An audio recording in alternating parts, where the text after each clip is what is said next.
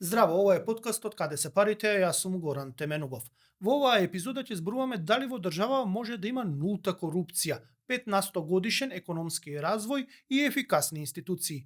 На прв поглед ова изгледа невозможна мисија, но за овие цели со години се бори организацијата Македонија 2025, која преку поддршка на таленти и лидери од една страна и поврзување на бизнисмените од Македонија со нашата диаспора од друга страна, се обидува да го подобри економското обкружување во државава. Да, знам, често знаеме да имаме предрасуди кон нашите иселеници, диаспората, но само да ве подсетам дека добар дел од девизните резерви и стабилниот курс на денарот се должи на парите што тие ги праќаат во државава. Но дали има иселеници кои сакаат посериозно да помогнат? Дали тоа им успева? Дали ние знаеме како да ги привлечеме?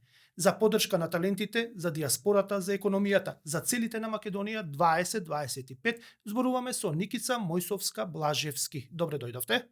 Добро ве најдов.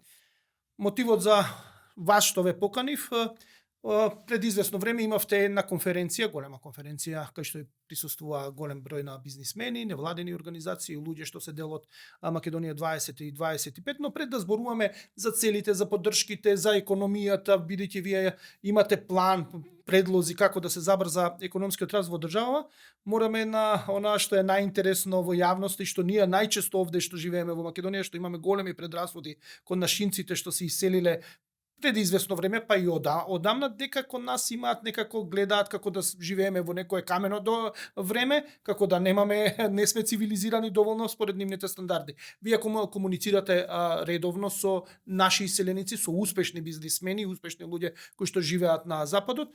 Еве, како не гледаат иселениците нас овде во Македонија? Апсолутно благодарам на прашањето и многу е тешко да се генерализира кога зборуваме за диаспората од неколку аспекти. Најпрво фактот дека во диаспората имаме веќе прва, втора и трета генерација, јас велам ни старе диаспората.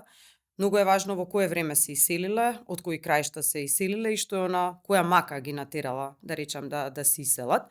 Така што врските со диаспората постојат, меѓутоа не се толку силни и за жал ја губиме диаспората, како доаѓа третата генерација на иселеници, веќе немаат врски, немаат толку контакти, немаат роднини, пријатели во Македонија и се помалку доаѓаат и се помалку се заинтересирани, би рекла, за земјата.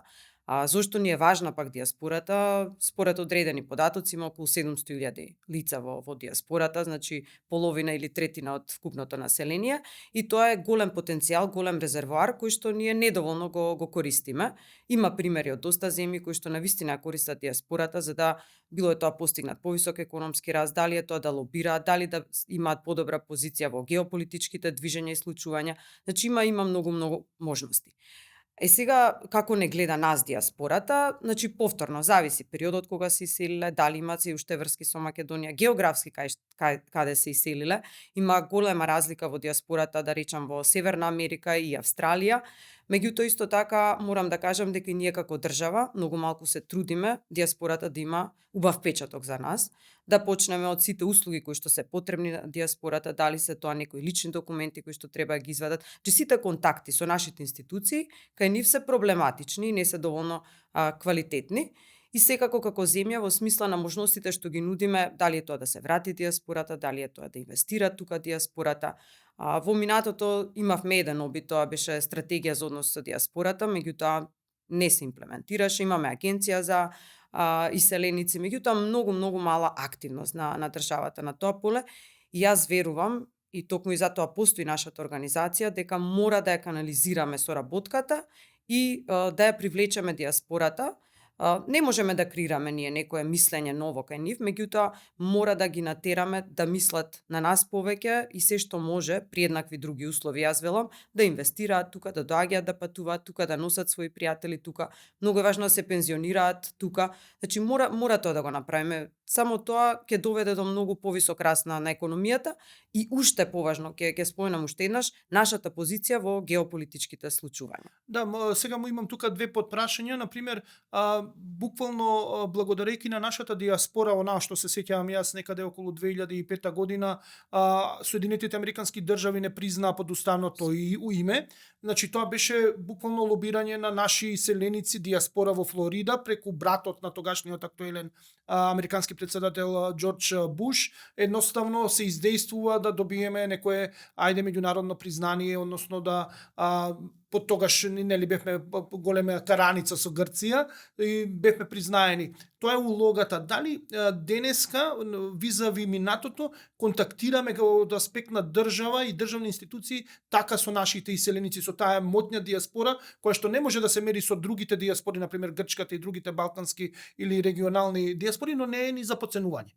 Да, воопшто не е за подценување. Мислам дека можеме да се мериме барем со српската диаспора. Меѓутоа прашањето многу убаво го поставивте, дали ние бараме од нив или очекуваме од нив да помогнат во некои клучни, барем геополитички, дипломатски прашања и така натаму.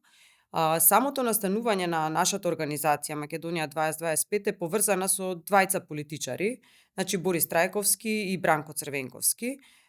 Едниот од нив, кога дознал за Мајк Зафировски, тогаш главен извршен директор на Моторола, се обидел да го најде, го барал преку секретарката, се ова е прераскажување на приказната на Мајк Зафировски, меѓутоа бил доста упорен и секретарката на Мајк Зафировски цело време му вела, ве бара председател на Македонија, тој не ни верувал. Потоа се фатил дека си рекол јас толку ја сакам мојата земја, не знам ни кој е председател, и потоа договориле да се слушнат. И барањето било тоа, вие сте сега моќен, имате силна позиција во Америка, што можете вие да направите за Македонија? Така да првото покривање со Wi-Fi на Македонија е направено токму во тоа време кога Мајк Зафировски беше извршен директор на Моторола.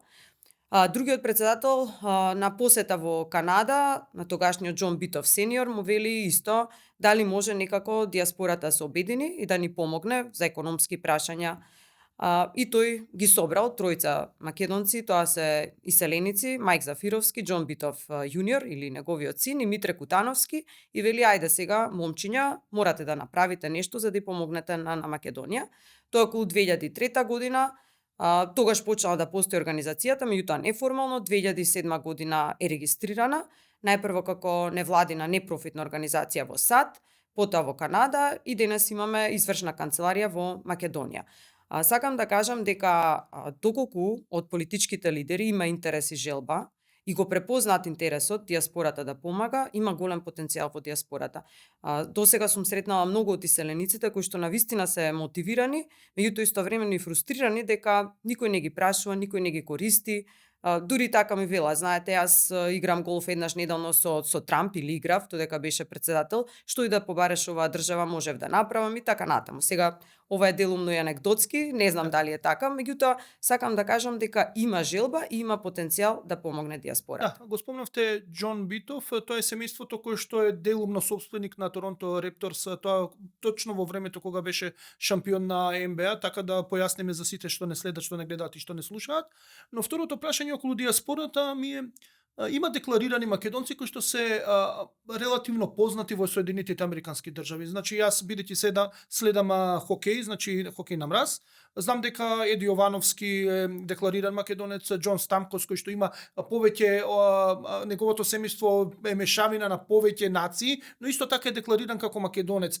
Само да појаснам за сите што не следат, тоа се врвни хокејари, едниот е пензиониран, другиот е се уште активен.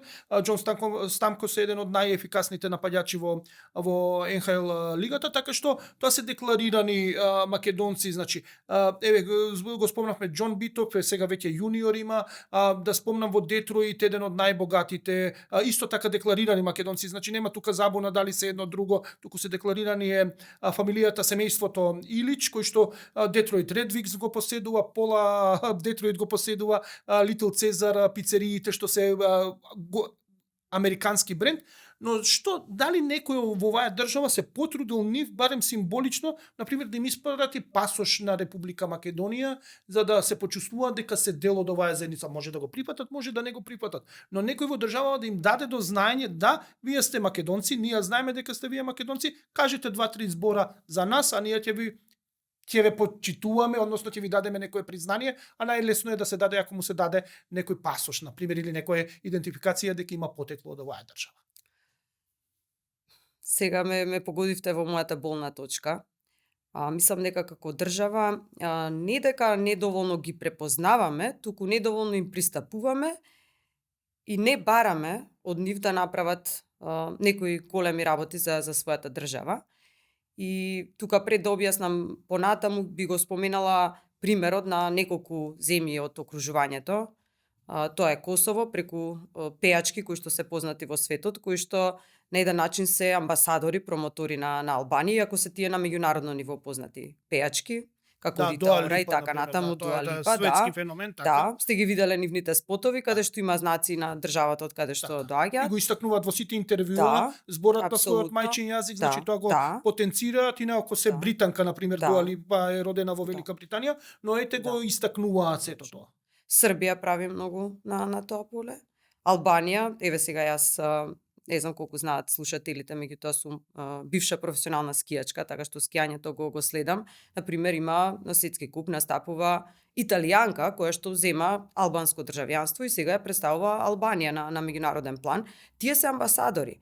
И сега јас мислам дека нашата држава недоволно прави тоа да го промовира, да кажам, иако нормално не знаеме што се случува, може имало и обиди. Има неколку позитивни работи, значи ете сега мислам дека малку понатаму идејата не дојде до добра реализација, меѓутоа имаше некоја идеја за воведување на М-карта на наши иселеници да поминат брзо на границите. Ние заедно со председателот на Македонија воведовме една награда која што е баш признание за придонес на дијаспората. До сега нова е наградата, минатата година ја воведовме, меѓутоа буквално даваме признание на членови на дијаспората кои што направиле нешто добро за Македонија. И знаете, фасцинантно е колку тие големи луѓе, тоа се големи луѓе, ќе го спомнам Владко Атанасовски, кој што беше тренер на американската женска фудбалска репрезентација, кој што доби такво признание и кога ќе видите колку му значи тоа. Значи дека неговата држава не го заборавила и го прати неговиот развој. Стенли Томас од Канада и така натаму, значи тоа мислам дека е една од најдобрите иницијативи на нашата организација, бидејќи им значи на луѓето, а истекнуваме, не би рекла нови пријатели, меѓутоа тие се уште поголеми пријатели на земјата и сигурна сум дека се спремни да лобираат секогаш за нас и нашите интереси. Ама мислам дека уште многу повеќе можеме да направиме. Имаме на вистина врвни професионалци, зборувам и во бизнис сферата, и во спортот, и во многу други области, кои што треба да бидат нашите амбасадори.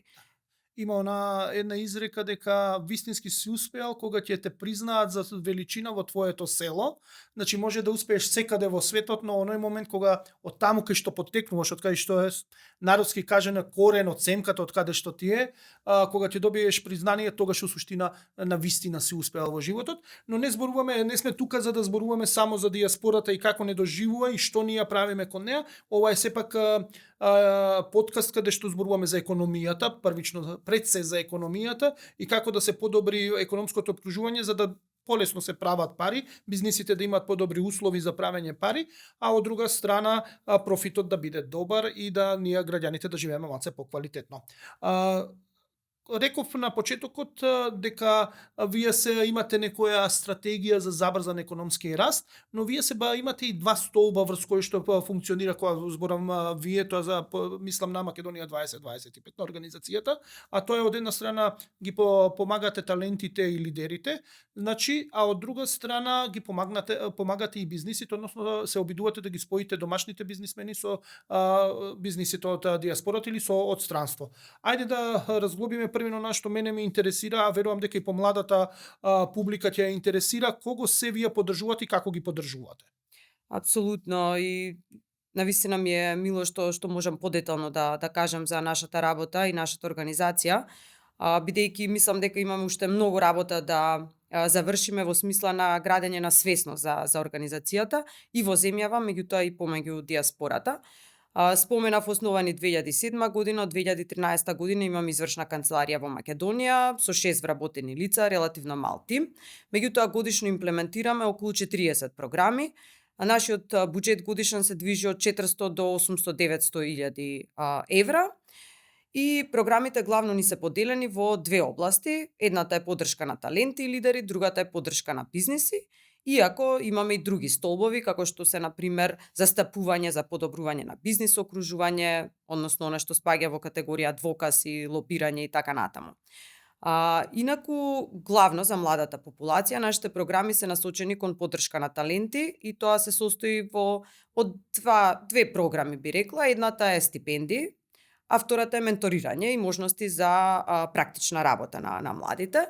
Поддршката тргнува од средно образование, значи даваме стипендии за талентирани млади лица, меѓутоа секогаш фокусот е на млади од ранливи социоекономски категории, бидејќи на тие навистина сметаме дека им треба помош, че даваме стипендии за средношколци, секој од нив има и свој ментор со кој што работи, бидејќи сметаме дека не се само финансиските средства пречка за развој на талентот, туку и недостиг на контакти, недостиг на рол модел и така натаму. Исто така имаме една голема програма за стипендии за студенти. Тие се студенти на УКИМ универзитетот и таа е во соработка со Атанас Близнаков фондацијата, која што е поврзана и со УКИМ, меѓутоа поврзана и со нашата организација, бидејќи Митре Кутановски, еден од нашите основачи, исто така дел од таа фондација. Значи, во секој момент им нудиме на младите место каде што можат да се заинтересираат, да прашаат, да изберат своји ментори, ако не можат сами да обезбедат практична настава, да го направат тоа. И исто така би напоменала дека сите стипендии се за Македонија, значи не даваме стипендии за студирање надвор од државата, иако некои членови на одборот на директори самостојно одлучуваат да поддржат некои млади таленти. Од кој тип таленти, значи во уметност, музика, сликање, економски науки, математика, природни науки, дали се ова или имате насочено како ќе да ги поддржувате? Морам да кажам дека се, меѓутоа сме имале доста дискусии интерно, дали треба да се фокусираме еве сега на STEM образованието, на градење на инженери и така натаму, меѓутоа сепак на крајот одлучуваме дека тоа се ученици или студенти кои што имаат успеси во разни области, а тоа го цениме преку награди на меѓународни надпревари, најчесто на домашни надпревари, секако цениме која е социоекономската состојба преку приходите на домаќинството. И морам да кажам се ова за сите програми, дека навистина се трудиме со голема транспарентност, одличност да ги вршиме сите програми, се да биде безпрекорно. Имаме системи преку кои се аплицира за стипендиите, за да сето тоа биде транспарентно. Например, разработивме една цела онлайн платформа, се вика e-scholarships, каде што тие аплицираат, каде што се врши дел од бодувањето автоматски, секогаш формираме комисии. Тоа според нас е многу важно за да го промениме начинот на размислување во општеството, бидејќи за жал повеќето граѓани, па и младите размислуваат дека се е соврски, морам да го употребам тој термин, и дека ако не знаете некого... од вистината, тоа е, така се е соврски. Тоа е, но многу е жално. Значи, дури, знаете како, ќе објавиме ние огласи, се јавуваат и велат, ама на вистина имате толку стипендии или на вистина сакате да ги дадете на најдобрите, и тоа многу ме боли. Сега, јас сум и професор на универзитет и таму сме се сретнувале со истото. И јас велам, како можете да мислите дека се наместени стипендии, кога едноставно ако на некого сакате бесплатно да му дадете школување, ќе му го дадете, не мора да објавувате оглас за стипендии на приватен универзитет.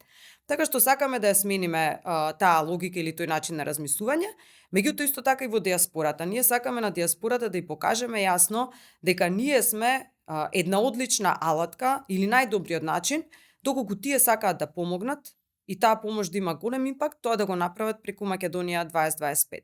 Например, на секој еден донатор, на секој еден поддржувач на организацијата, му испраќаме најмалку еднаш годишно детален опис на она што сме го сработили, како се потрошиле нивните средства. Тешко оди тоа стекнување на доверба, бидејќи, знаете, целото мислење или перцепција за државата и на диаспората е дека тука владае голема корупција, дека буквално се одвива по некои пријателски врски и ние сакаме на двете страни да прикажеме убава приказна и да го смениме малку начинот на размислување или на гледање на ситуацијата, со надежда дека ќе се мултиплицира ефектот. Да, со надежда, но зборуваме се и за бизнисот, доаѓаме она што е веќе по хардкор бизнис и она што јас го работам како новинар подолг период. Вашата една од вашите улоги е да ги споите компаниите, но и да се борите да има што е можно подобро економско окружување во држава за бизнисите да функционираат подобро, како домашните, така и тие што ќе дојдат од странство, односно ако дојдат од диаспората уште подобро и да ги охрабрите да инвестираат во Македонија. Како го правите тоа, како ги охрабрувате бизнисите, што правите, но после ќе пред тоа е првото прашање, второто ќе биде каква е состојбата, односно какво е реално нашето обкружување и ќе влеземе во онаа тема дали е возможно економски раст како што вие планирате. Најпрво ќе дозволиш да се вратам на една многу важна работа за нашата организација, а тоа е начинот на финансирање, бидејќи мислам дека тоа е клучно и тоа не разликува од сите други организации. Ако ние сме невладина организација, главното финансирање доаѓа од одборот на директори. Во моментов има 18 директори, главно од Америка, Канада, меѓутоа и од Европа и од Македонија. 5 лица и секој од нив плаќа чланарина. Покрај чланарината, секој од нив или повеќето од нив имаат посебни програми кои што ги финансираат. Например, Мајк Зафировски ја финансира програмата која што е за обука на извршни директори во Америка, Џон Битов програмата преку која канадски експерти помагаат на домашни компании. Значи, ние обезбедуваме, главниот дел од финансирањето е од одборот на директори, што ни дава можност да бидеме независни, неполитични, и не само тоа, туку да имаме една долгорочна цел и мисија, која е Македонија да биде водечка економија во регионот, и да не отстапуваме од тоа, бидејќи знаеме дека кога зависите од донатори, како се менуваат да кажам приоритетите на донаторите, ќе мора и вие да ги менувате вашите цели, програми и така натаму. Значи, ние навистина работиме на долг рок и сме независни и имаме одреден комодитет да го имплементираме она што навистина сметаме дека е важно за Македонија и за напредок на Македонија. Сега, откако го кажав тоа, да кажам за програмите за поддршка на бизнисите. Туку имаме различни програми, ќе споменам неколку. Една од тие програми, таа е на семејството Битов, значи финансираме канадски експерти кои доаѓаат, работат со македонски компании, микро, мали и средни компании и им помагаат во област која што за нив е најважна, некогаш тоа е истражување на пазарот, некогаш да почнат да извезуваат, некогаш да го подобрат производот, некогаш да се дигитализираат, значи различни области, и Македонија 2025 го поднесува товарот, значи целиот финансиски товар, да кажам, на експертите. Суштина, компанијата, домашната македонската компанија што работи тука, која аплицира до вас, бара не ми треба експерт, сакам да го подобрам извозот или сакам да се дигитализирам и да немам празни одови во моето производство, и аплицира до вас, вика да, окей, ние ќе ве споиме со канадски експерти, канадјаните експертите доаѓаат и даваат совет како тоа да го направат. Да, во Канада соработуваме со едно здружение на канадски експерти, кои што има 3000 експерти на ростер, да кажам, во секое време. Значи, ние испраќаме апликацијата и тие велат, добро, треба експерт во дрвна индустрија, треба да помогне тоа. Овие двајца или тројца експерти го имаат тоа знаење. На компанијата и пристапуваме, велам, ви ги нудиме овие 3 експерти со кои сакате работите, и од тука почнува работата. Работат онлайн, а 2 недели експертот доаѓа во Македонија, во самата компанија, деноноќно работат, и досега поминале околу 40 фирми, многу успешни приказни. Значи, за 2 недели што можете да направите со компанијата, тоа е навистина голем успех. Таа е навистина одлична програма, реков, финансирана од семејството Битов. Потоа имаме програма преку која правиме обука на млади предприемачи, млади до 35 години, веднаш да кажам, значи лица кои што веќе имаат свој бизнис, сакаат да го прошират, лица кои што започнуваат бизнис, лица кои што работат во компании каде што, не знам, се оведува нов процес, нов производ. Годишно околу 25 до 30 лица поминуваат низ таа обука, до сега 14 години поред. И таа обука ја реализираме со една канадска школа, многу позната, Ivy School of Business. 5 инструктори од таму доаѓаат секоја година, ја држат таа обука, тоа е како мини MBA обука. Ја држат 10 дена интензивна обука, покрај тоа им даваат и менторство, значи работат и конкретно на бизнис планови. И навистина е прекрасна обука и до сега, значи, имаме алумни од околу над 1000 лица, кои што се враќаат потоа во организацијата, во други улоги, во други програми. Потоа имаме програма која што ја нарековме Connect MK, која што и вие малку ја спомнавте, се работи за онлайн платформа. На една страна се регистрираат компании од Македонија на кои што им е потребен некој вид на помош, дали е тоа спомена во различни области, значи сега да не должиме. Од друга страна се регистрираат македонци кои што се во диаспората и кои што сакаат доброволно да помогнат. Платформата делумно прави мечинг врз основа на индустрија во која што работат, регион кој што е од интерес за компанијата и потоа ние ги поврзуваме. Велиме дали сакате да работите заедно, да. И компанијата има пристап до македонецот, експертот или професионалецот. Велиме одреден број на часови или соработка е бесплатна, доколку потоа сакаат да влезат и во некој, да кажам, пазарен однос, оставаме на нив да се договорат, меѓутоа барем одреден период тие работат бесплатно и им помагаат на компаниите и тоа мислам дека е доста успешна приказна. Мојата цел кога станав директор на организацијата беше да се што може да се систематизира и формализира, бидејќи ние постојано и во минатото и сега поврзуваме компании, значи ќе се јави некоја компанија, ве молам, ми треба од таа област или во таа земја.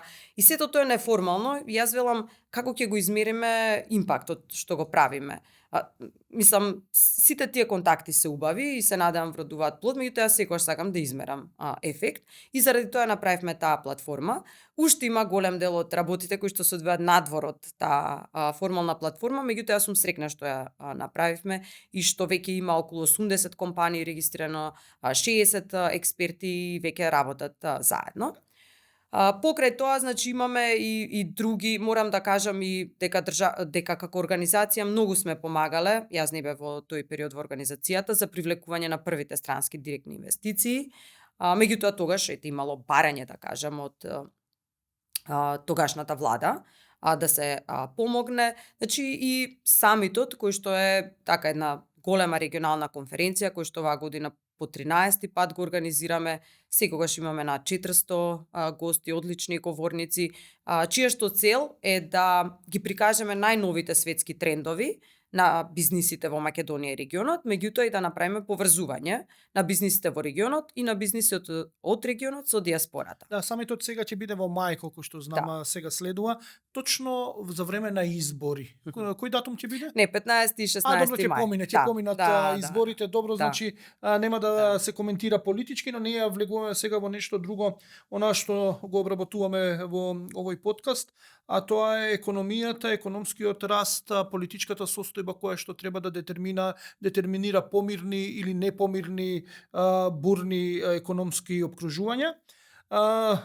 Вашата визија што имате како организација е да имате нулта корупција во државава. Се извинувам што се смеам, али тоа како што тргнало ќе стигне поблиску до 100 одошто до нулта. Ефикасни институции и тука не може човек да биде сериозен, бидејќи гледаме што се случува со пасошите, така што во овој хаос не верувам дека ќе се среди наскоро и 5% економски раст годишен, а сега најновите податоци во епизодата со Бранко Азевски кажав дека годишниот раст за 30 години бил 1,9% просечно годишно, со минатата година ги немав тогаш податоците за 31 година, значи и со минатата тој раст се сведува на нешто под 18, 1,8% се извинувам, 1,8% раст на бруто домашниот производ годишно. Значи лани ја завршивме со под колку е 1,025, да, 1,05 проценти раст, значи 2023 ја завршивме со 1% раст на бруто домашниот производ. Немаме период кога сме достигнале 5%, освен во еден период 7-8, кога имаше 6% годишен раст, кога беше министер за финансии Трајко Славевски, и најблиску втора раст е 4,175%, кога беше министер Никола Поповски од СДСМ. Значи, тоа се рекордерите, другото се многу слабо, под 3%. Како до 5% раст, како до нулта корупција, кога гледаме се повеќе дека корупцијата е дел од нашето живење, како до ефикасни институции и дали едноставно се што се залага Македонија 2025 оди во спротивен правец во државава. Многу прашања отворивте во едно прашање, ама имаме време да ги дискутираме. Така да, вие сте професор економист, така што можеме да зборуваме малце и пошироко на оваа тема. Корупцијата ќе ја издвојам за малку подоцна, ако може. Најпрво, еве да кажам дека токму во периодот кој што го спомнавте, Никола Поповски и Трајко Славевски работе во Министерството за финансии. Последниот период бев и раководител на сектор за макроекономска политика, така што можам да кажам дека ги знам политиките, го знам начинот на кој што функционирало министерството, па и владата, и знам дека можеме повторно да дојдеме до високи стапки на економски раст од 5 или 6%. Значи тоа е сега мојот личен став или моето убедување. Вашата надеж можеби. Мојата надеж, се надевам дека не сум преголем оптимист, туку реалист. Меѓутоа исто така ќе кажам дека во периодот на 30 плюс години независност сме имале тешки периоди, предизвици и само изминатиот период или деценија која погледнеме на вистина, што објаснува објективно некои години или некои ниски стапки на економски раст, меѓутоа исто така и сепак покажува дека не сме успеале да дојдеме да отидеме, да тргнеме по некоја траекторија на забрзан економски раст. Нашиот животен стандард е 42% од просекот на Европската унија. Значи знам дека сите брзаме да влеземе во Европската унија, меѓутоа и таму зависи со кого сакаме да се мериме. Например, на Бугарија животниот стандард е 62% од просекот на ЕУ, значи не можеме да очекуваме дека веднаш ќе бидеме богати како еден просечен граѓанин на ЕУ, туку тоа за тоа е потребно време. Колку бугари нема да можеме да очекуваме, бидејќи е голема разликата. Ако сме ние 42, они се 62, тоа е сериозна разлика веќе во просечен. Точно, и тоа значи дека навистина треба да се зафатиме со економија, наместо да даваме секојаш приоритет на политиката. Значи за мене првиот и основен проблем е што не сме фокусирани на економијата, таа ни е во втор план, веќе повеќе од една деценија. И второ што немаме, сега ќе го крстам, волја или визија каде сакаме да стигнеме или што се можеме да направиме. Сам сега ова најчесто е во разговор со млади, меѓутоа како да не сонуваме на големо, како да имаме многу мали соништа. И има многу успешни приказни на земји кои што навистина за краток период успеале да направат бум. Тие успешни приказни секогаш се трудиме да ги донесеме и представиме на самитот. Приказните на Сингапур, на Грузија и така натаму, каде што вистински реформатори или големи реформатори направиле големи промени. Знаеме сега каде се и Сингапур и Грузија. Значи може. Тоа е првиот заклучок. Може, треба да има волја и визија. Сега, ние како држава од 2013 немавме долгорочна стратегија за развој. Јас сум генерално против стратегии, против оние големи стратегии што никој не ги чита, не се имплементираат, меѓутоа, знаете, морате да имате документ што сакате или каде сакате да видите својата држава и тој да биде малку и сонувачки, да навистина дури нешто во што можеби не верувате дека можете да го постигнете. Еве сега имаме национална развојна стратегија и сега ќе видиме како ќе се имплементира. Меѓутоа дури во таа, иако е квалитетна, морам да кажам, значи ние велиме, добра, сега очекуваме стапки на раст, ако се ова го направиме, значи прво, ако не го направиме, ќе растеме со стапка 2-2,5%. Ако го направиме се ова, на среден рок ќе растеме со 4%, а понатаму до 2044 можеби со 5 или 6% стапка на раст. Чи јас мислам дека мора многу побрзо да се зафатиме со реформи и работа за да што е можно побрзо постигнеме повисоки стапки на економски раст. Односно да се приближиме кон животниот стандард во ЕУ, бидејќи верувам дека секој од нас како граѓанин зошто сакаме да влеземе во ЕУ, затоа што сакаме да имаме таков животен стандард, така? И квалитет на живот, да не забораваме, многу важно.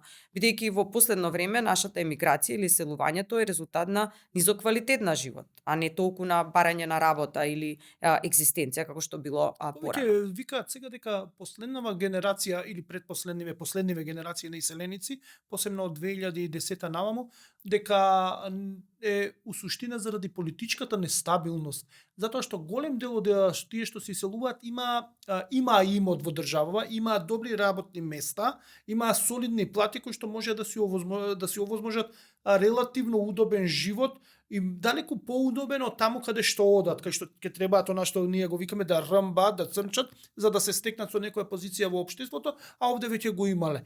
Последниот бран на иселеници у суштина се луѓето кои што едноставно не можат да се помират, да живеат во една општа политичка нестабилност, кај што имаме нефункционални, неефикасни институции, каде што корупцијата е навистина сериозно голема.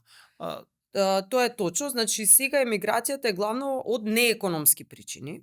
Неекономските причини се голема категорија, меѓутоа што вклучува здравство, значи пристап до квалитетно здравство, пристап до квалитетно образование за вас или за вашите деца, инфраструктура, дали можам да патувам лесно, ефтино, брзо и така натаму, институции, значи тука спаѓа и владење на правото, спаѓа и корупција и така натаму, значи многу пошироко.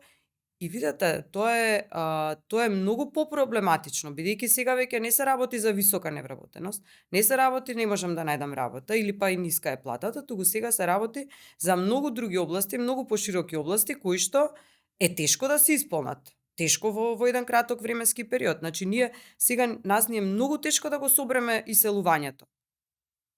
Меѓутоа еве сега ќе се навратам на нашата програма на Македонија 2025. Прво, ќе објаснам малку за слушателите зошто се вика Македонија 2025, значи основана 2007 формално, а меѓутоа визијата била дека до 2025 година Македонија ќе биде развиена земја која што припаѓа на друштвото, да кажам на западноевропски земји во смисла на ниво на развиеност, во смисла на членство во НАТО и ЕУ. И како организација имаме една, ја нарекуваме контролна табла, дешборд на англиски, тоа е еден документ, збир на индикатори, каде што го мериме напредокот на земјата и се споредуваме со другите земји од регионот, ги нарекуваме структурни врсници, да кажам, и земјите нови членки на ЕУ, кои што ги нарекуваме аспирацијски врсници, каде сакаме да стигнеме. И секоја година, значи како се објавуваат податоци за бруто домашниот производ, стапка на невработеност, извоз и така натаму, велиме има напредок, нема напредок, бавен е напредокот, што се случува во однос на сите овие врсници или земји со кои што се споредуваме. И за жал, напредокот е доста бавен. Значи, еве, стигнува 2025 година, не сме ги постигнале таргетите што сме сакале, иако ние сме свесни дека една невладина организација не може да направи толкова промена, меѓутоа сакаме да помогнеме и помагаме колку што можеме, споменав.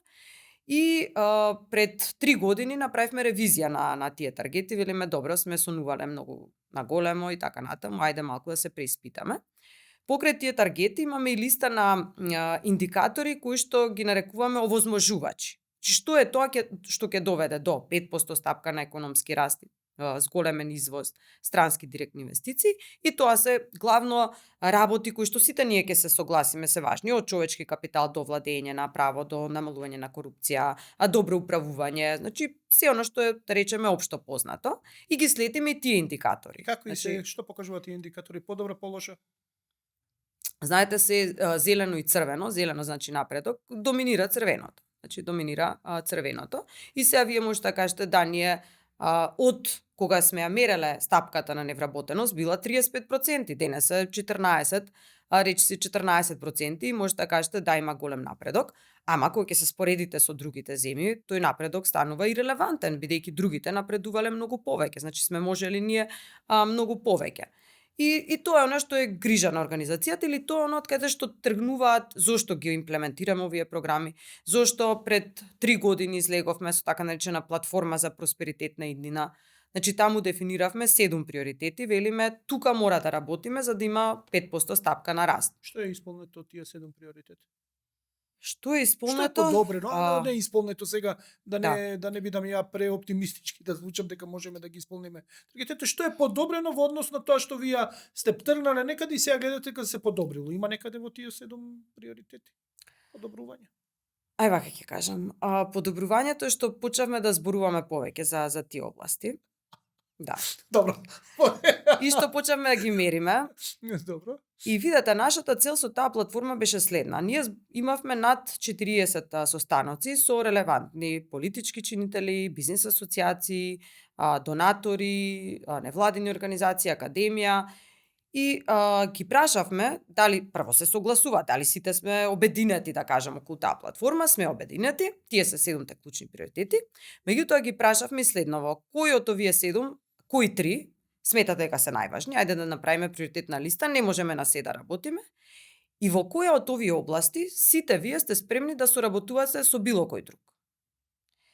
И сега трите области беа човечки капитал, дигитализација и владење на право, а сите беа спремни да соработуваат за дигитализација. Значи за владење право не и за човечки... Не, бидејќи може да има големи обвинувања. Вие направивте оваа реформа во образование, ние ова... Знаете, тешко е. Дигитализацијата Сите. беше препознаена од сите како област каде што може да соработуваат. Без да се обвинува. Да.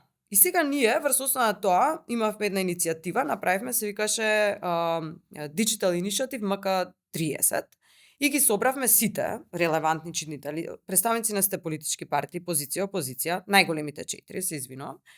И почнавме да работиме на некој план, што треба како држава да направиме, не знам, меѓународно да се подобрат сите индекси кои што ја мерат дали дигиталната писменост на граѓаните, дали дигиталната зрелост. Че ајде некако да го подобриме имиџот на државата во дигитализацијата надвор. А второ, што можеме да направиме за да ги подобриме, да речеме, дигиталните вештини на граѓаните, па дигиталните услуги на владата. И почнавме да работиме, некако ја буткавме работата, Ману ни беше партнер, а меѓутоа немаше голем напредок. Ние се состанувавме, правевме некои планови, ја водевме иницијативата, ништо. И на крај одлучивме дека ние како организација би оделе во две области, да кажам. Едната е повеќе како лобирање за одредени реформи во дигиталната сфера. Ќе ги објаснам после кои, а второ дека ние сакаме да имплементираме дел од тие работи, а тоа е да помагаме дигитализација на микро, мали и средни компании. Значи пред 6 месеци основавме нова фондација, се вика Центар за дигитална трансформација, Go Digital, каде што веќе работиме на развивање на цел екосистем за дигитализација на микро, мали и средни претпријатија. Меѓутоа ќе го оставам ова за понатаму, ако имаме време да го објаснам. А за другите работи, а тоа се целосна дигитализација на услугите за граѓаните, дигитализација на услуги за компании по некоја приоритетна листа и трето е дигитализација на општини. Значи за овие теми или прашања, тие се дел од нашата визија за забрзан раст и ќе разговараме со сите политички чинители, повторно со академија, бизнис асоцијации за да направиме план. И ние како организација сме спремни да дадеме дали се тоа човечки ресурси, финансиски ресурси, бидејќи сметаме дека дигитализацијата е еден од клучните приоритети за постигнување на 5% стапка на раст. Ајде сега да се обминеме. Први мислевте дека 7 области кои што треба да се договоривте, ги сведовте на 3 што верувавте дека ќе може да не се расплинувате на разни страни, па 3 дека може да се спроведат, па свативте дека за 2 од 3 не може да се договорат политичките партии, па дојдовте на таа што единствено може да се договорат, тоа е дигитализацијата и сега таа дигитализација кај што нема ништо абер од таа голем концепт, се сведувате на под елементи во дигитализацијата, барем колку толку нешто да направите. Да. Вака јас ако сумирам, вака би го сумирал се. Да. Само да додадам за да ја имаме прво големата слика, значи ние во моментов излеговме со визија за забрзан економски раст, каде што велиме, тоа не е некоја сопфатна стратегија и така натаму, тоа се области во кои што ние можеме да помогнеме како организација. Дигитализација, зголемување на конкурентност и искористување на потенцијалот на диаспората, меѓутоа и на сите други странци и странски компании кои сакаат да работат и функционираат во Македонија. Значи дигитализацијата е еден од тие и ние развивме план со мерки, детални мерки во трите области кои што сакаме, значи ги промовиравме, сакаме да ги разговараме со јавноста, сакаме да станат дел од предизборните политички програми со надеж дека некој во иднина ќе ги имплементира и дека ќе дојдеме до тие стапки на економски раст. Во однос на дигитализацијата, зошто ни е важна? Затоа што решава повеќе проблеми одеднаш. Првиот проблем не е магично стапче, меѓутоа првиот проблем што ќе го намали и реши тоа е корупцијата. Така велат, добро.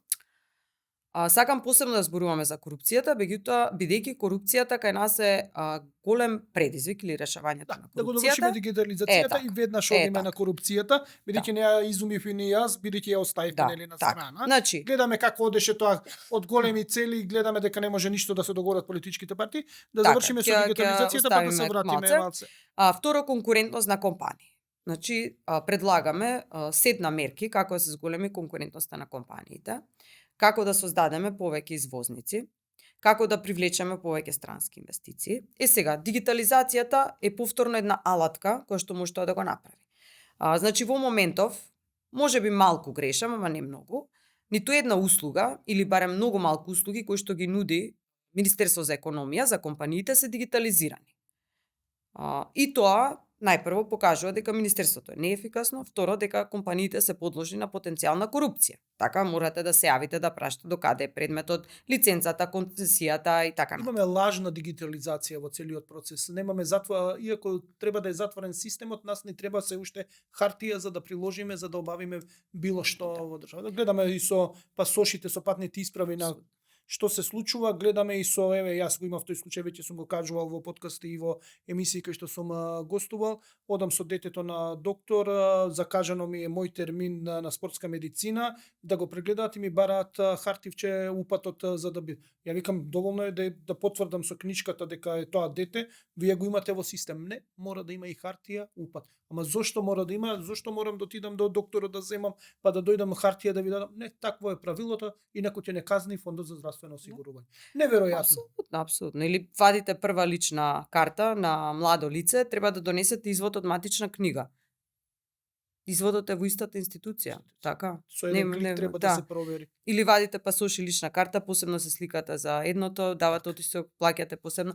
Не се, значи знаеме дека дигитализацијата не е таму, меѓутоа сега има многу поголеми експерти од мене кои што велат дека се поставени основите. Дека значи институциите имаат, да кажем, инфраструктура, меѓутоа недостасува поврзаност и волја за разменување на податоци, за да сето тоа се дигитализира и ние како граѓани или компаниите да имаме прекрасни услуги, да немаме допир со јавна администрација и администрацијата да биде поефикасна. И пазете, вие на тој начин ќе можете да мерите ефикасноста на администрацијата. Ќе можете да утврдите кој министерство или кој оддел не ги завршува предметите на време, кој ги завршува предметите на време, каде има потенцијал за корупција, значи навистина е мокино. Сега пак да не излезе дека тоа е единственото решение за нашата држава или за нашата корупција, меѓутоа дигитализацијата може да реши многу работи и на централно и на локално ниво. Замислете да е општината дигитализирана. Значи не мора граѓанинот да иде до општината. Сега велат ние сме дигитална општина. Што вика онлайн се поднесува барање за издавање некој документ. Да, ама потоа вие морате да отидете таму, па да однесете лична карта, копија од некој документ, а сите тие документи веќе ги има. Се мислам за побрзо не знам, потврда од УЈП, па потврда за неосудуваност. Па сите тие податоци ги има во системот. И сега, значи, веројатно дел од сето тоа е поврзано и со корупцијата и со неефикасноста на работењето на службите. Мислите ли дека намерно не сака да го решат ова, за да продолжи на ти дај ми овак? Да зависиме ние од државното. Многу е тешко да кажам и веројатно што е потешко ако сум представник на Македонија 2025, полесно ако е Никица професор и така натаму. Меѓутоа делумно да, или јас ќе го наречам волја, да ве потсетам на пример порано знаете дека doing business или податоците од doing business беа многу важни за нашата држава и тоа рангирање што беше позитивна политика. И таму гледам една година имаме многу заостанување или најлоши сме во издавање на градежни дозволи. Кога имаше волја, тоа се реши за една година. И што беше важно, дека едноставно се донесе одлука дека не може во хартиена форма да постои, дека мора да е дигитално. И веднаш ги терате и општините, сите премина на дигитална форма, процесот многу се подобри и потоа нашето рангирање се подобри на doing business. Мислам сега, не можам да речам дека рангирањето на doing business е најважна работа, меѓутоа имало волја и веднаш се реализирало. Исто и сега ние имаме онлайн системи за закажување на вадење на било какви лични документи, ама не се користи тој систем. Така кликате не функционира. Значи има инфраструктура и со добар план сето тоа може да се заврши. Секако и со финансиски средства, меѓутоа има и многу донатори. Реков и ние како организација сме спремни да помогнеме. И владата ако е приоритет може да издвои повеќе средства за да имаме дигитални услуги и за граѓани и за компании. Спомнавте за владата и дека во првите странски директни инвестиции пред 10 години кога се носеа, беше Македонија 2025 искористена за контакти. И тога се донесени у суштина најголемите фирми кои што отворија најмногу работни места и после тоа мултиплицираа работни места, но од тој калибар во последно време немаме такви отварања, не дека лошо стоиме со странски директни инвестиции. податоците говорат Да дека бидеме искрени. последниве неколку години тие се зголемуваат, дека има реален раст на странските директни инвестиции, што е добро, но оноа што ги викаме greenfield, сосема нови инвестиции, како да малце се во втор план, повеќе е сега инвестиции, сега е реинвестирање, сега е на друг тип на инвестиции, не е на чисто нови технологии, односно што ги немало во државата и со нови работни места. Со повеќе работни места. Дали побара оваа влада, например, од вас да помогнете нешто, да комуницирате? Тешко е да се одговори искрено на овие прашања. Не се ќе тргнам од тоа дека Искрено, сега ве викнав за искрено да си апсолутно. одговорите. Овде во овој подкаст искрено си одговарам, искрено си прашуваме, искрено си одговараме. Ќе почнам малку од минатото, значи период во кој што веројатно од 2006 до 2009 година главно, значи се барало од нашата организација да помогне во привлекување на странски инвестиции.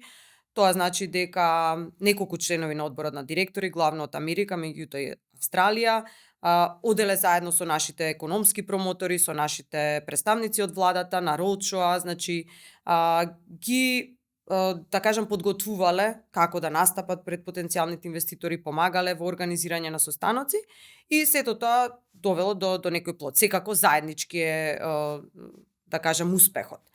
Меѓутоа, тоа беше време во кој што ние се рекламиравме, сеќавате, меѓународно како земја со abundant labor, значи имаме многу голема работна сила, ефтина работна сила, имаме земја, имаме потенцијал, имаше нели подршки, различни стимулации од страна на владата и така натаму. Меѓутоа тој период или тој моментум полека се исцрпуваше. И сега ќе згрешам ако кажам точно година, меѓутоа некаде после тој период владата тогашна побарала од нас да консултираме во однос на тоа како да го смениме моделот на привлекување странски инвестиции. Моментумот е исцрпен и тогаш ние само сме посредувале, меѓутоа има една многу добра студија изработена од McKinsey за тогашната влада, за тоа како сега да го смениме моделот. Значи, токму тоа, како да привлечеме компании со висока додадена вредност, како повеќе да продаваме, условно кажано, инженери на место ефтина работна сила и така натаму. И сега што се случи? Таа студија постои до ден денес, меѓутоа јас не верувам дека било кој премиер или министер за економија, вице-премиер за економија и така натаму има прочитано, бидејќи таа е испорачена во период кога настанала промена на влада и ние со секоја влада од тогаш до денес ја презентираме таа програма и велиме еве ова се можностите McKinsey е навистина квалитетна константска компанија. Државата платила за тоа, иако по многу мала цена благодарение на нашата вмешаност, меѓутоа не се. Значи имаме еден модел, односно тие нудат три опции, три модели како да се развиваме, на кои индустрии да се фокусираме. Ајде автомобилската едниот кластер, фармацевска индустрија, агрибизнис или прехранбена преработувачка индустрија и така натаму. Значи тоа и ние со секоја влада од тогаш го разговараме тоа. Значи еве ви добро разберам, ова е 2017 некаде испорачана. 15 до 17 од прилика морам да кажам, да. Така, тогаш е испорачана таа и кога ги гледаме сега од овој аспект кои сектори се тоа, таман ќе ни дојдеше добро со овие сегашни кризи што ги имавме, ако беше фармацевската поготово морам да кажам. Прехранбената, ако имаме со инфлацијава, значи генерално ако сме спад една од тие или двете да сме ги земале, ние како држава би имале голем бенефит. Ако имавме време да ја спроведеме, да се насочиме во помирни услови до 2019 до 2020 поточно, така што пропуштена можност. Да, и не велам дека владите не се заинтересирани, меѓутоа не успеваме понатаму да сработиме на терен нешто. Исто така морам да кажам дека секој од нас внимава и на репутацијата и како паѓа квалитетот на некои владени институции, агенции и така натаму. Не можете да се вклучите, не можете да гарантирате за квалитетот или, например, не можете вие да гарантирате пред вашите бизнис соработници и пријатели дека Македонија е правото место за инвестирање, доколку знаете дека со секоја нова влада се менуваат политиките. Така, и тоа е многу тешко. Доколку има конзистентност во политиката, ние мора да имаме една политика без разлика која е владата, така? Генералните насоки, значи не можете да ги менувате. ќе одиме 10 години Или која е не сте стимулацијата, дали е тоа персонален данок, дали во што се случува во технолошко развојните индустријски зони, така, кои се бенефициите, дека навистина се исполнуваат оно што е во договорите наведено со инвеститорите. Чи мора тоа да го имате за да вие се заложите. И се додека тоа не се случи, се додека немаме посилни институции, доколку нема многу јасна одпределба од това или некоја, мислам, од следната влада, бидејќи се е техничка влада, меѓутоа сме спремни како организација секако да помогнеме во тоа. И сме имале разговори, ама немало понатаму сработување или имплементација на тоа што сме. Полека се движиме кон крајот на подкастов, имаме уште 10 минути. А, би сакал малце да зборуваме, да се навратиме повторно на активностите на Македонија 2025. Минатата година во Чикаго имавте една донаторска конференција, односно за собирање средства, за да можете да да ги спроведувате вашите програми. Како поминавте, што успеавте таму и дали колку што чинам имаше и представници од владата, дали воспоставивте некаков поблизо контакт за да наметнете вашите идеи и ставови, или од тогаш до денеска, да, краток е рокот од сето тоа бидејќи влеговме и пред изборија, но дали имаше позитивно или негативно искуство со тоа патување? Прво морам да кажам дека тоа беше најголем настан што до сега сме го направиле како организација. Имаше околу 470 гости од диаспората, што навистина е многу големо. Нашиот првичен план беше 330 од 350, имаше голем интерес и тоа многу ме радува. И тоа беше одлична можност за нас како организација да представиме што работиме. Бидејќи, знаете, многу е тешко да искомуницирате. Комуникацијската стратегија во Македонија е една, во диаспората е друга. Второ, на што секогаш го кажам, вака стручно, е дека ние немаме еден клиент, немаме една таргет публика со која што комуницираме, туку со многу публики. Например, ние од комуникација со сиромашни деца, комуницираме со извршни директори за обуката во Келог, за извршни директори, комуницираме со микрокомпании, комуницираме со големи компании, со влада, со донатори, и ние, значи навистина ни е тешко еве како организација и јас како директор како да комуницираме со кого, која е динамиката, начинот на говорот и така натаму. И заради тоа, галата беше одлично место каде што презентиравме што сме сработеле и се надевам дека, не се надевам, туку успеавме во тоа да мобилизираме уште друг голем дел од диаспората да помага. Собравме доста финансиски средства, сега доста се е релативно, меѓутоа околу милион или над милион евра за рок од 4 години, значи некои се commitments дека ќе ги земеме. И таму ние главно настапивме со платформата за просперитет на иднина, или ја нарековме Pathway to Prosperity.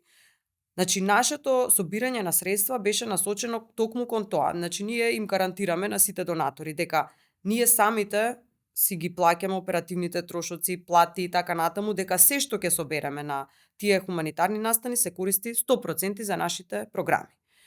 Што се обврзавме дека ќе направиме пред сите оние кои што донира? Прво, дека ќе се фокусираме на овие 3 области: дигитализација, конкурентност на компании и подобрување на контакти и услуги за диаспора и за сите што сакаат да инвестираат или да работат во Македонија. Понатаму се обврзавме дека ќе го зголемиме нашиот тим со експерти, бидејќи покрај финансиски средства сакаме да помогнеме и со човечки капитал, доколку не знам сега дали во владини институции, дали во други институции недостасува човечки капитал, ние сме тука да го надокнадиме, дали ќе вработиме лица, тоа ќе го направиме, спремни сме да го направиме. И секако се обврзавме дека ќе бидеме отчетни и дека ќе информираме за тоа како средствата ги искористуваме. Она што го реализиравме до сега е дека излеговме со визијата за забрзан раст, предлагаме конкретни мерки во кои што би сакале, не знам, во некои да бидеме учесници, некаде партнери, некаде имплементатори, согласно како општеството или владата цени. И реков дека во една од областите, тоа е дигитализација на микро, мали и средни предпријатија, одлучивме дека сепак ќе настапиме сами, тоа ќе го работиме. И веќе почнуваме овој петок, почнуваме со обука на бизнис консултанти кои што ќе ги сертифицираме меѓународно да бидат консултанти за дигитална трансформација. Ке почнеме со селекција на компании, во кои што тие ќе прават анализа, колку се дигитално аналогни или пак зрели, ќе им препорачаат мерки, решенија што може да ги применат и потоа ние исто така ќе даваме ваучери за да тие имплементираат дигитални решенија. И тоа е нашиот прв чекор во, не знам, сакам да покажеме брзо еден успешен пример и потоа дај Боже моделот да се реплицира, дај Боже и многу други да го прават тоа, ама ние сакаме да го почнеме процесот. Така. Сакам да спомнеме нешто, го спомнавте вие, ни пролизга низ прсти, а рековте дека се мериме регионално и гледаме успешни приказни, например Сингапур, но уште една држава што е многу интересна, тоа е Грузија.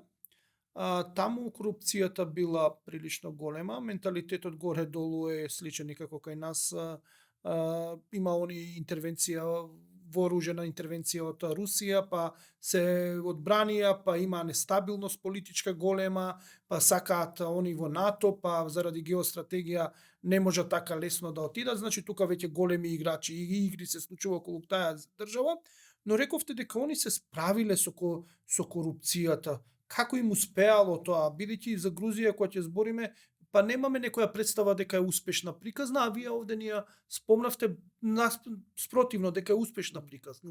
Што се случува? Како успеа оние, зошто ние тоа не можеме да го направиме? Да, значи ќе споменам таму една реформска влада, голема, Ника Галури, тогаш беше премиер и целиот негов тим, навистина направија пресврт во економијата.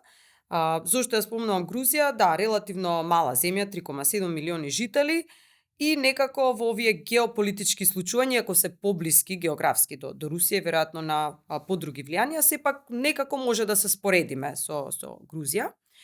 И реформската влада презема, би рекла, екстремни политики за да се справи со корупција, бидејќи оцениле дека без справување со корупција ништо друго, ниту една економска политика, реформа нема да даде ефект. Сега, убаво што ми го поставите прашањето, останав некако недокажана за нашата корупција, па ќе се вратам на Грузија. Зошто е проблем кај нас корупцијата? Бидејќи има и понуда и побарувачка за корупција. Така сите учествуваме во нејзе. Сите учествуваме во корупцијата. Например, според последни мерења, 63% од нашите граѓани сметаат дека е прифатлива корупција, доколку тоа им обезбеди можност за побрзо завршат некоја работа. Еве, пасош, падење на пасош, било што, така. Или, например, нашите граѓани не се ни доволно едуцирани што е корупција. Например, за 30% велат ако дадам подарок на доктор, чија што работа е да ве лечи, не го смета тоа за корупција, туку така како добра мало внимание, велиме добра волја. Значи, не е прашањето само дали во институциите имаме корумпирани лица, туку и дека има побарувачка за таа корупција. Сега знаете што побарувачката се намалува кога ќе биде побарано готовина. Значи тогаш велат, тоа е малку тешко.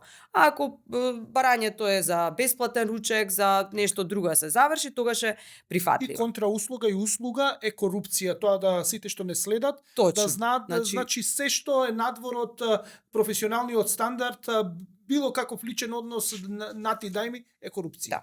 И значи ни треба и едукација за тоа што е корупција и кај младите, единствено добро е што кај младите толеранцијата за корупција е многу помала. Што се случува со тие мерења на корупција, прифатливост на корупција така или честина на корупција, е дека 2018-19 година, например, најголем проблем кога ќе ги прашате граѓаните, општествен проблем кој е била невработеност. 2021-2023, кога се прави истражувањето, главен проблем е корупција. И кога се запрашани зошто има корупција, 80% велат дека има комплетна деградација на моралот. Тоа е многу голем општествен проблем.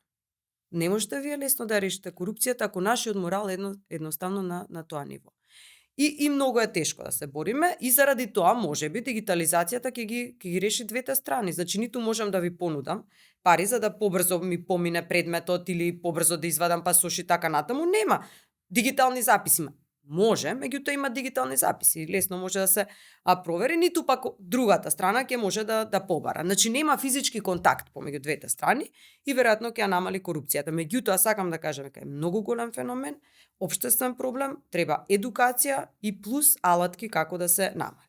Што направиле грузиците? Не знам дали е применливо кај нас, меѓутоа некои од тие мерки мора. Прво, рекле да видиме каде е најголемата корупција. Полиција. Во еден ден ги отпуштиле сите полицајци. 20.000 лица се отпуштени од работа во еден ден. И рекле, дури и да има криминал, ние не мислиме дека полицијата го решава криминалот, дел е од криминалот полицијата. Потоа, еден по еден, врз база на интервјуа, проверки, ги вработувале назад или некого не вработиле назад.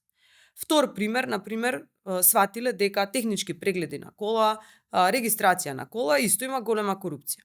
Велат од утре не треба да се регистрира колата. Ке си возите нерегистрирани коли. Се до моментот додека не изградиме систем во кој што гарантираме дека нема да има корупција. И за многу други области така. Сега да не должам. Меѓутоа, ако има волја, значи тоа се завршува колку и да изгледат тие екстремни политики. И веројатно стигнати сме до тоа ниво до кое што само ништо такво може да ја реши А вистина ситуацијата. ли мислите дека сме до тоа ниво, дека мора екстремни мерки против корупцијата? Видете, ако 90% од граѓаните велат дека судовите се корумпирани, 70% велат дека полицијата е корумпирана, 63% од граѓаните велат прифатливо ми е да платам, за да завршам работа, да, стигнати сме до тоа. Гледате ли политичка волја кај некого тоа да го направи? Мислам дека веќе не е ни избор. И мислам дека граѓаните, значи самите го кажуваат тоа, ви велам, значи за граѓаните веќе е неприфатливо, мислам неприфатлива, која смета дека е најголем општествен проблем. Така што мислам дека дури на овие избори, дека граѓаните и врз таа основа ќе оценуваат кои политички партии би ги добиле нивните гласови. Значи не е веќе ни волја, немаме избор тоа да го сторим. Значи мора дојде ножот до коска и мора да имаме драстична борба против корупцијата. Апсолутно. Последно прашање. Македонија 2025, тоа е наредната година. Значи, спомнавме веќе дека далеку сте од целите што сте ги зацртале. Многу ми е интересна, например, приказната тоа со 7 цели, па 3, па 1, па и таа, ја се гледа да може, но еве, што ќе биде после 2025, ќе бидете Македонија 20, 26, 30, 45, 50, што, кои се плановите за понатаму? Да, некој ме праша, ми вели, сега малку на шала, вели, ќе се затворите ли следната година? Јас велам, јас би била најсрекна иако би изгубила работа, затоа што тоа значи дека сме ги исполниле целите на организацијата. Меѓутоа шала на страна, значи оваа организација ќе постои понатаму. Може би, доколку нели има силен напредок, доколку ги постигнеме таргетите, може би ќе се фокусираме на други области, меѓутоа секогаш има можност за напредок и за поддршка на општеството, на економијата, на младите таленти, така што ја гледам оваа организација на многу долг рок. Следната година, еве размислуваме веќе за дали е тоа ребрендирање, дали е тоа модернизација на брендот, ќе речат некои искусни експерти кои што ни помагаат во таа сфера. Да погодам да не е Ангелка случајно да не дава такви идеи, добро. Да. За среќа, значи јас споменав дека имаме одбор на директори кои што во моментов број 18 членови. Меѓутоа како организација имаме многу други тела. Значи имаме советодавно тело, имаме клуб на амбасадори така натаму, каде што сите зависно од возраста, зависно од професионалниот статус придонесуваат и кон организацијата и кон државата, така што да, Ангелка е дел од едно од тие тела и наш верен следбеник многу години. Ја поздравуваме. Да, апсолутно поздрав до Ангелка и голема благодарна за поддршката од нејзе и незиниот тим. Значи ќе работиме на тоа. Некој вели Macedônia and Beyond, некој Macedônia Ahead, некој вели, и јас сум во таа група ќе кажам, дека сметам дека треба да остане истото име, за да не подсетува дека не сме направиле многу. И ден денес памтам како се возам во автомобил, бев релативно млада и на радио слушам, поминувам поред владата, зградата на владата и слушам вели група македонци од диаспората основа организација Македонија 2025 и се велам и јас самата во тој момент, млада и оптимистична и наивна, силам па ние до 2025 ќе бидеме толку развиена економија, не ни треба ни оваа организација, ниту пак што до тогаш. Стигнавме 2025, не сме напредувале многу, мислам, не смееме да бидеме толку самокритични, така, сме изградиле држава, сме изградиле институции, од нула почнавме, од мали девизни резерви, немавме валута, немавме никакви институции, значи сето тоа сме го направиле, ама последниве години не покажуваме напредок и се надевам дека државата ќе постигне голем напредок, ќе стигнеме до 5% стапки на раст и повеќе, корупцијата ќе ја намалиме, а ние како организација ќе постоиме уште многу години и ќе придонесуваме кон понатамошен развој на земјата.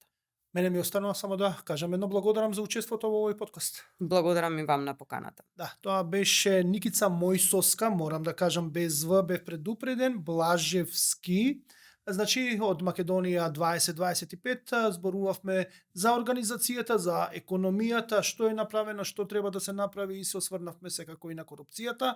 Мене ми останува да ви се заблагодарам што не следите на нашиот канал на YouTube и секако таму има едно кликче што пишува subscribe, кликнете го, тоа ни значи нас многу како поддршка, да тоа ни покажува дека сакате да гледате вакви подкасти кај што зборуваме за економијата, но малце и пошироко околу нејзе. Ви благодарам што не следите и вам ви благодарам уште еднаш што бевте дел од овој подкаст. Благодарам.